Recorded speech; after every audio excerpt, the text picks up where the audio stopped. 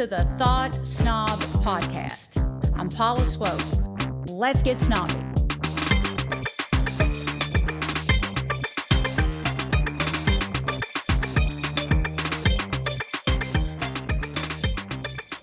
Today, I'm with an inspiring woman who has overcome life's challenges to rethink possible and find purpose, even when things don't go as planned. If there's one thing best-selling author and columnist Becky Galli knows, it's the importance of staying fueled daily. She's had to power through a lot. Her 17-year-old brother's death, 2 children with special needs that include autism and epilepsy, one of whom passed away, divorce, and her own permanent paralysis, leaving her in a wheelchair. Becky has lived a life filled with unexpected loss and learning. And her upcoming release, Morning Fuel, Daily Inspirations to Stretch Your Mind Before Starting Your Day, Becky shares daily readings, reflective questions, and inspirational stories to help readers fuel up on positivity each morning. Infused with wisdom from her life and those around her, and sprinkled with quotes from great thinkers, Morning Fuel is designed to inspire, encourage, and make you think. So, Becky, welcome to the Thought Snob Podcast. I'm thrilled to have you here. Thank you so much. It's a pleasure to be here.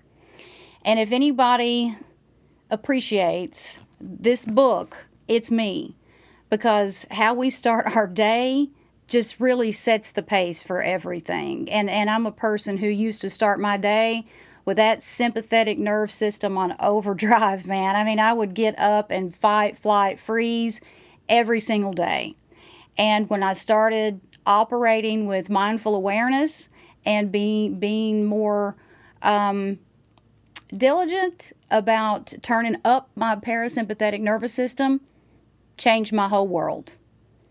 So the first thing that I want to start out with is I want people to understand the context of your writing. And like I stated in your introduction, I mean, you have experienced some tragedy. And with the loss of your brother in a tragic accident, and you lost your son who had special needs, and your daughter is autistic, and that has led to another set of challenges. And you went through a divorce, and 9 days later were struck with paralysis that left you in a wheelchair. And those are circumstances that would put most people completely under, but that didn't happen to you. So how did you keep going each day and just stay so incredibly resilient? Oh, that's a really good question. And, I think at the time when you're in it, you just try to do the next thing, do the next right thing. And I grew up in a family that was filled with positivity. My dad's was what's planned is possible. But he also taught us, you have to be honest with your feelings about when tragedy strikes. It's tough, and to acknowledge those feelings and then examine your resources. Who is around you that can help you get through this latest challenge? And I call that who's in your boat. Who is going to be in that boat with you sailing through these rough seas that can be a resource to you, a comfort to you, a guide for you. So I think it's really important to be honest about how you feel and to gather resources that are meaningful to you and can guide you, and to figure out a way to keep going and just not settle in that pity or settle in that anger. It's, I call it kind of paths in the wilderness. That's kind of the formula for every time I've been honest, gotten help, and kept moving. That's kind of kept me going through. And it's also this rethinking possibilities too, because at some point you have to accept these things. Mm-hmm. You have to accept what's happened to you and decide what you can still do within the life you have, Right. even if within the one you want. And I just have to ask, 9 days after your divorce, and I read somewhere it's what happened to you is very rare. 1 in a million, I think, was the statistic. Right. What was the name of the condition? It had something to do with inflammation of the spine. Right. It's called transverse myelitis, which is basically itis meaning swelling, and transverse is across. So it's across the spinal cord. It's a rare inflammation that, for me, was kicked off by a flu that became a special kind of pneumonia called a mycoplasma pneumonia. And then what happened, I woke up with shooting pains in my legs at 2 in the morning, and by 6 hours later, I was paralyzed from the waist down. So And that happened it when was, you were 38? yes, yep. Wow. My kids were 3, 4, 7, and 9. Wow. It Did was a big shock. I'm always trying to figure out why things happen to people like that. And it's like, why did that happen? Is that something, it's just out of curiosity. Is that something that you worried about? Did you ever worry about something like that happening? Did I worry about it happening to me, or did Yeah. I question why, Yeah, or cuz both? some people will have a fear of things happening to them, but you didn't have that. Wow. No, I mean, life, I was living that dream. I Mhm. graduated, got a scholarship to go to college, married the man of my dreams. I got a great job with IBM. I was chugging along. Our plan was to have our first child by the time I was 29, which I did, and for him to get his MBA before that first child came, and it happened. And so the 30s were pretty great until 38. And Mhm. then this thing out of the blue, well, I say the 20s were pretty great. The 30s are when I had my first child was a healthy birth. And then I had a special needs child that had epilepsy, another one with autism. And then my fourth child also had a rare blood condition, but he powered through that and became, 100% healthy. So it was yeah. By the time I was paralyzed, I was kind of saying, I think I've had enough. You pick on another family Yeah. for a change, but like I said, sometimes you just have to tackle what's in front of you. I did ask the doctors, was it stress? Did I create this environment for myself? Was it something I did or ate or exercised and it's unfortunately with autism, there's no cause or cure. With epilepsy, there's no cause or cure. And with transverse myelitis, there's no cause or No cause or cure. cure. Wow. Yeah. So you just kind of have to accept it. And it's a hard thing to accept, though. It is an ongoing question that I kind of put on a shelf Yeah. in my mind, which is one way I deal with things that I don't want to look through the adversity, but I'll put it to the side so I don't ignore it or deny it. Right. It's there. It's Mhm. just not right in front of me. Right. Right. So when did you start refueling every morning? When did you adopt this practice? Um, well, I always had my coffee in the morning, that's Mhm. for sure. And I think when Matthew, my son, who developed seizures at 3 months of age, and I just didn't understand that. I didn't understand why it was happening. And so my dad suggested that I start journaling. Mhm. And so I would get up and have coffee and journal like all these feelings, anger, despair, all that stuff. And I kind of continued that journaling piece. And later on, I started doing morning readings that could give me quotes. Sometimes a quote is just what you need to Mhm. hang on to that day. Yep. And so I found a few quote books and would read them in the morning. And then sometimes they would inspire more journaling. So it's been a habit for goodness, I don't know, 20 years, maybe 30 years. It's just been something. At one point it was so regimented. I felt like it was an obligation, but as I've kind of eased into a little bit more grace with myself, I should say, you know, I do it when I, I don't feel as 100% when I don't do it, but I don't beat myself up if I miss it. Yeah. You know, I can always go back and catch up, or yeah, it's been a practice, and I do miss it if I can't get to it. I do too. I do too, because I have a lot of daily rituals for myself as well, and a lot of self care practices that I've integrated into my daily life, mainly meditation. And in the beginning, like you, when I started with the positive affirmations in the mornings and the meditation, none of it really felt natural, because that is not how I had behaved in the past. And so it's like I had to rewire my brain and start these new good habits to replace the bad ones. And I really rejected it. And there were times that doing all that stuff felt like a chore. Yes. But then it became as natural as brushing my teeth.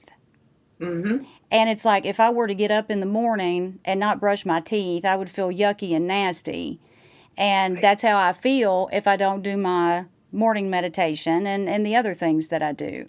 And so it's really, really important how we start our day. It really does determine how everything transpires throughout the day. Because if you think about it, and there was a time when I had just no emotional intelligence and no awareness at all. And I would wake up in the mornings, like I told you before, and fight, flight, freeze. And I would immediately decide that that day was going to be terrible. Mm. And within an hour, things were snowballing. And by noon, I was probably crying over something. And then by the evening, I had gotten some terrible news, or something ridiculous had happened. And that's not how my life is in this day and time. And so your focus on getting fueled is something that people should do every morning.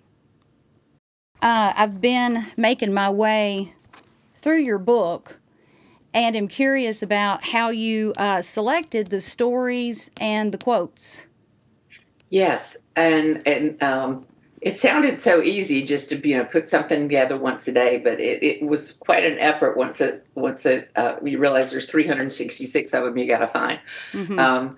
But my first column was actually published in 2000 about playing soccer with my son in the wheelchair, and that was published in the Baltimore Sun. And because of that, I started writing for a local monthly newspaper. And so for 12 years, I had columns from that newspaper. And then when my father passed away in 2003, I took over his column called Looking Homeward. And so I took some of his writings and would reformat them, and did that column for about 12 years. So all in all, I have on my website about over 400 columns that I've published in the last 20 years. So that's what I did, as I went through and looked at those columns plus other writings that I've done, and looked for which ones inspired, encouraged, or made me think. Mm-hmm. And so I plucked those, and then I supplemented with other readings that I've done that I haven't written about. So there's old and new, some classic stories from my childhood. Some are my dad's stories from his childhood. But a lot of them are these, I call them foundational stories, whereas if I get stuck on something, I'll think of that story, and it'll help me either make a decision or feel more encouraged or somehow move forward. My dad tells this story, and this is one of them. It's called Bending Nails. Mm-hmm. And his dad was a lumberman in North Carolina, and Dad was helping him out. And they were building some steps, and so they built all the steps. And then my grandfather looked under the step and said, "RF, you didn't bend that nail. It's sticking down." So what? I sat. Dad says nobody's going to see that. they're not going to know if they're bent or not. And this grandfather says, I'll know if they're not bent or not. Just because it doesn't show doesn't mean it doesn't have to be done right.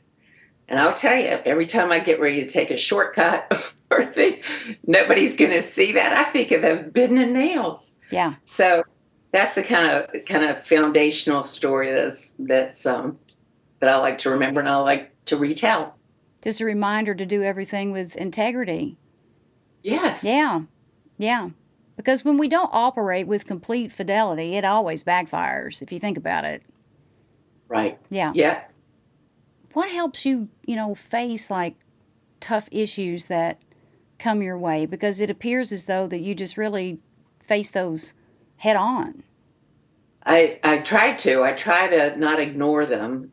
Sometimes I can't deal with them right then. And so if I can't, again, I'll put them to the side and revisit them later. But there's a technique I use sometimes, especially when I'm feeling a little bit sorry for myself because I can't do something because the wheelchair can't get there, or I can't get a ride, or people can't accommodate me. And it's even though, whatever the problem is, I can still. And so this little, whatever the issue is, even though, I can't walk, I can write, even though I can't be with my family, we can do FaceTime. My family isn't nearby, but we do, have regular FaceTime with my son every Sunday. So it puts you in possibility mode instead of problem mode. Yep. So that helps a lot, is to kind of see the possibilities within the circumstance you have. And look at the facts too. Yes, you can't ignore them. Yeah, and usually when you look at the facts, it puts you in perspective. Because all day long we, our minds are running and we have these thoughts, and usually the thoughts don't serve us well unless we, have a handle on that. If you're a person who has racing thoughts, you know that a vast majority of those thoughts are just a lot of lies. And Yeah. I used to be that person, and the way that I interrupted those lies was by looking at the facts. And I just want to touch on something. I want to tell you just a brief story about something that happened to me many years ago that really did change my life in a lot of ways. And it's very relevant to what you just said about what you do when you're feeling sorry for yourself. And it's also really relevant to your life in general, and everybody's life, really, because we all have our own set of obstacles, even though they look different for each person.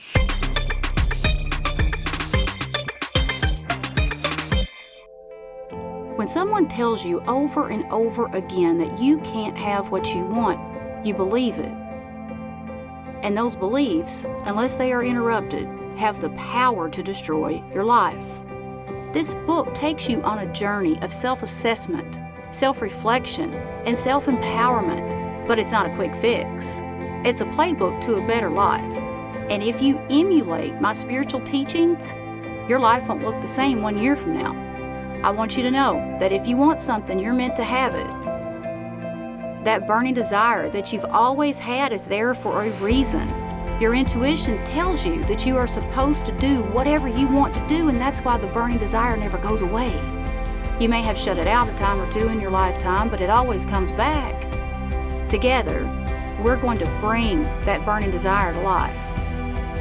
You can attract whatever you want, regardless of your past and present circumstances. When we're done with your spiritual transformation, those who have treated you badly will wish they hadn't. Miracles aren't reserved for the saints. We sinners are just as entitled to miracles, so let's go get yours.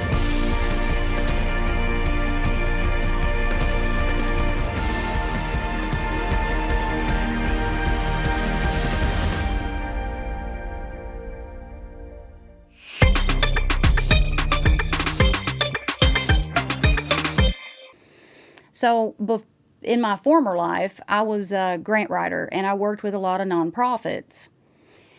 And I think it was somewhere around 2015, I started working with this nonprofit organization called Harbor House of Louisville. And Harbor House is still around and thriving, and I still support them in any way I can. I just don't do their grant writing anymore. But so they cater to individuals with disabilities.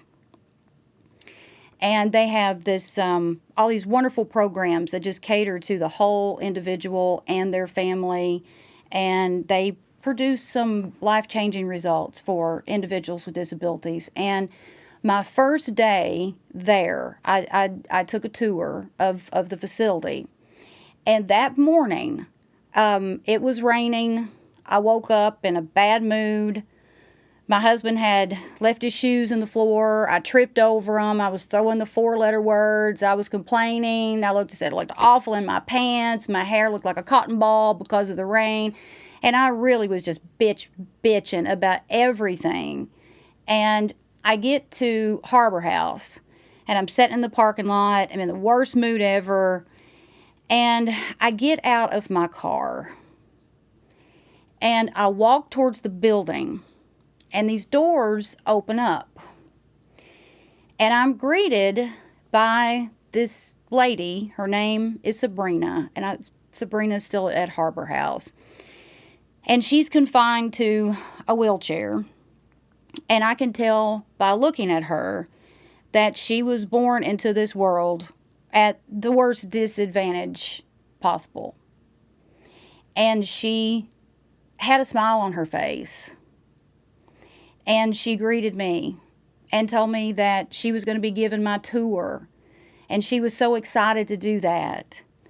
And then 2 or 3 of the other participants that were there at Harbor House, who also, severely disabled, they're hugging me.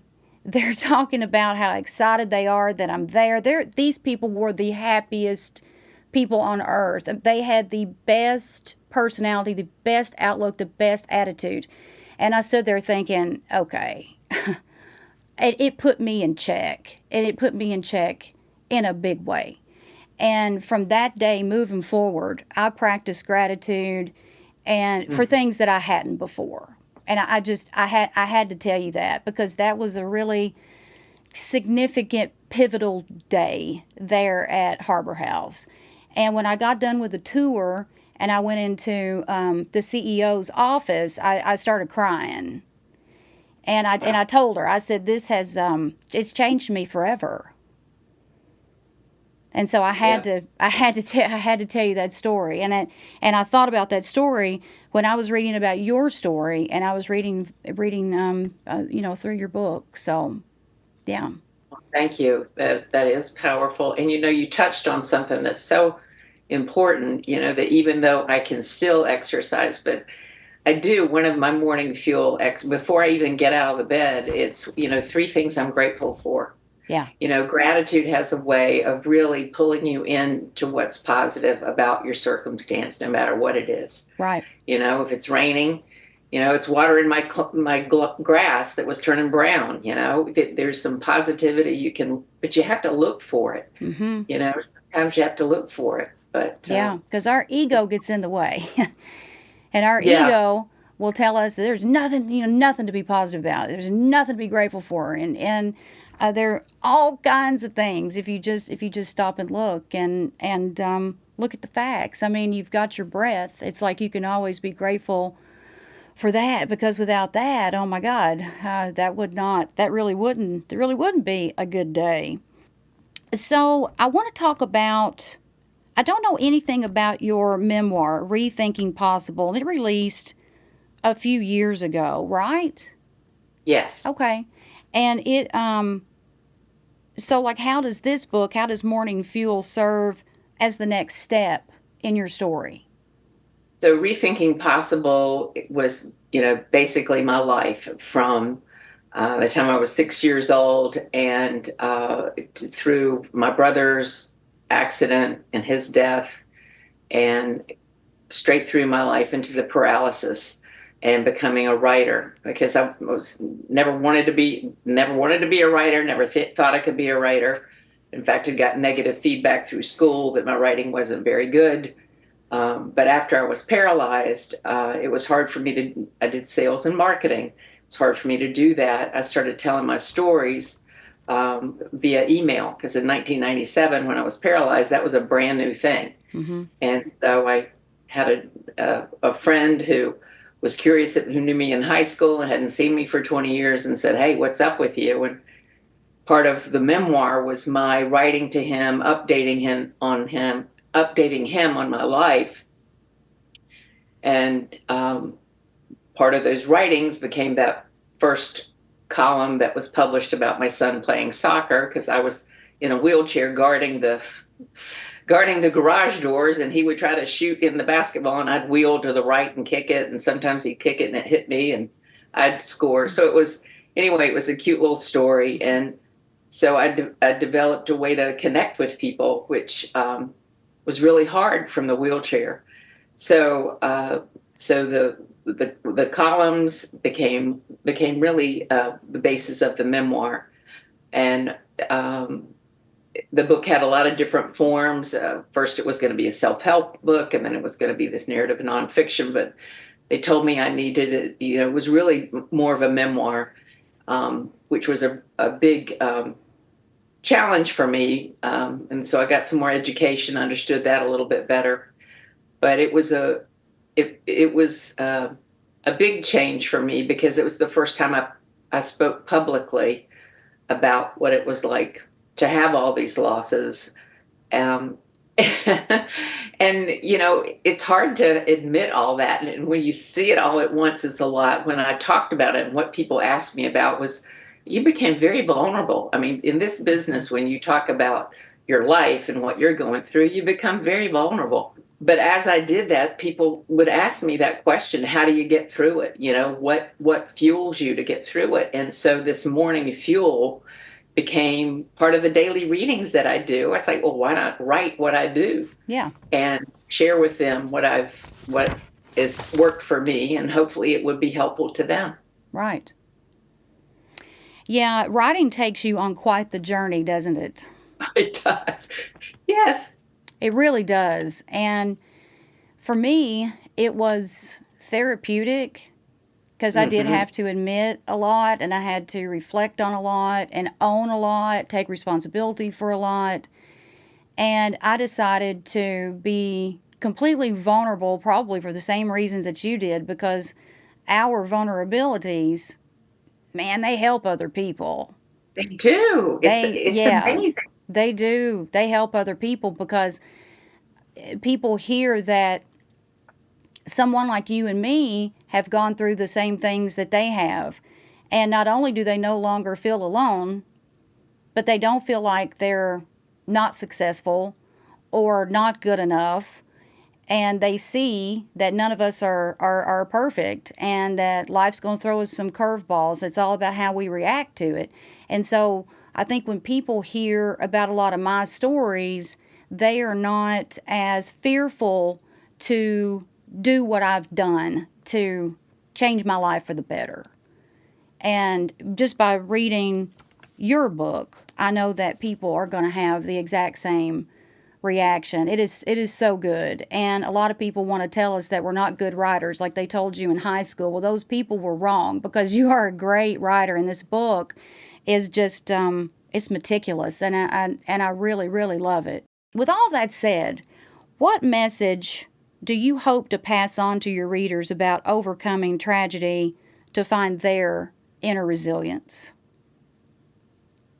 I would say keep moving, accept and get good people in the boat. Don't travel alone on these journeys. Right.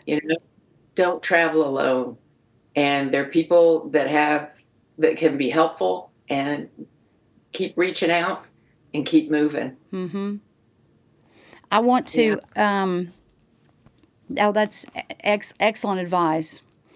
And that's what you do pretty much all through this book, is just give excellent advice. And so last night I was at the nail salon, and I was sitting in the pedicure chair, and I was going through your book. And on page 8, what you're talking about is doing something to lift your mood. Do something to energize yourself. Mm-hmm. And I absolutely love self-reflection questions because it leads to so much discovery. I ask myself questions all the time. I start my meditations out with the four soul questions.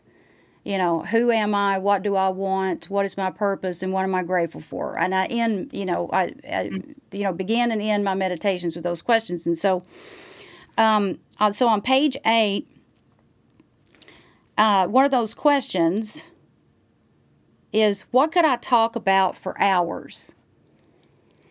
And I thought about that for a second. And well, it's Elvis Presley. Like, if somebody would sit and listen to me talk about him, I would do it all day long. Like, it lifts my mood in a minute. Like, if I'm in a bad mood or something's bothering me, I will watch Elvis or I will talk about Elvis, and anybody who's close to me knows that. And so if people can just operate with that level of awareness, hey, what could you talk about for hours? That can shift your mood. It was and I quote somebody that said that because it was part of an article I had written, and I never thought about what you could talk about for hours could be recharging, but it really It is. is. You could talk in. So that was quite a discovery for me as well, Mm-hmm. and I'm glad to hear you say that because I didn't test it on anybody, but it's like, well, I know it works for me. Maybe it'll work for somebody else. It absolutely works. And I've done it not really realizing what I was doing, not following like a specific, format or something. But I read that question and I was like, okay, okay. And it was included in let's see, it's the month of January. It was the day January the 4th, and it's on page 8, and Elvis's birthday is January the 8th. And I thought, Mm. okay.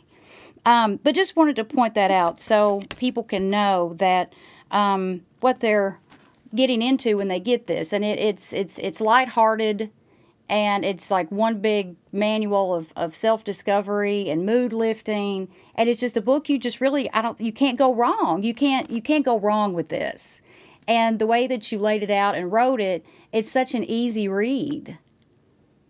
Thank you. I Yeah. really appreciate that. Yeah.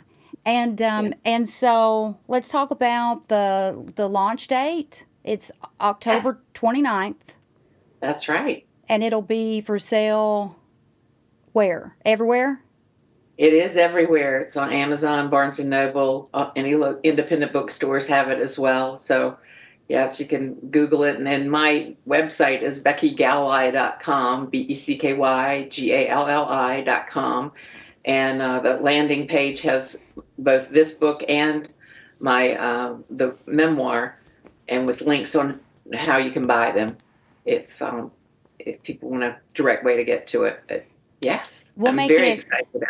Oh, I'm excited for you, and we'll make it easy for people to find. I'll include all of those links when this episode is live. And so I Perfect. would like to close out with one more question, if you don't mind. I think it would be a really really great place to leave our listeners with. And so the question is, if you could go back knowing who you are now, would you change anything? I don't. I think the biggest thing that I would say to that self is for my attitude to be less worry Mm, and more trust and accepting that I'm going to be okay. It might not be perfect, but I'm going to be okay. And to really lean into that because I think I spent a lot of energy in the what if land, and I should have just, lean more into gratitude and be accepting and trusted more hmm that it It's would it, be okay. it's hard. It's hard. It's hard for us to do that. And I that's great advice because most of our suffering, well, maybe all of it, it spawns from wanting to change things. And not being present and not being in the now. And if we choose to suffer, then we're going to suffer. But if we choose not to, then we're not to. And I know that that can be easier said than done at times, but still I think it's something we all have to keep at the forefront of our minds. I mean, we just do. And talking to someone like you shows that it can be done. It absolutely can be done. And you are a courageous person, and I can't wait to see what you do next. And I'm also going to get your memoir. And can't wait to see what you do next. And I appreciate you being here so very much. Oh, thank you for having me. Yeah. I'm honored you wanted me to come. Of course. You're like the ideal person for the Thought Snob podcast, because every single person that I bring on the show has something to offer that will help a person heal, whether that's physical or emotional. And everybody's got trauma. No matter who you are, everybody's got trauma. And the most dangerous thing about that is not realizing that you have it. And these conversations bring an awareness to all of that. And so I know that many people are going to benefit from listening to you today, and they need to run out and get your book. Thank you. Yeah. I appreciate it so much. Yeah. So thank you so much for being here, Becky. Oh, you're welcome. Great to spend time with you.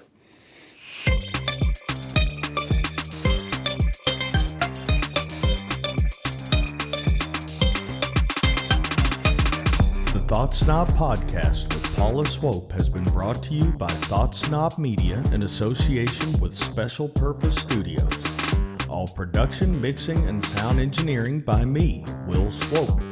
We hope you've enjoyed this podcast. Please take a few seconds to give us 5 stars and leave a review.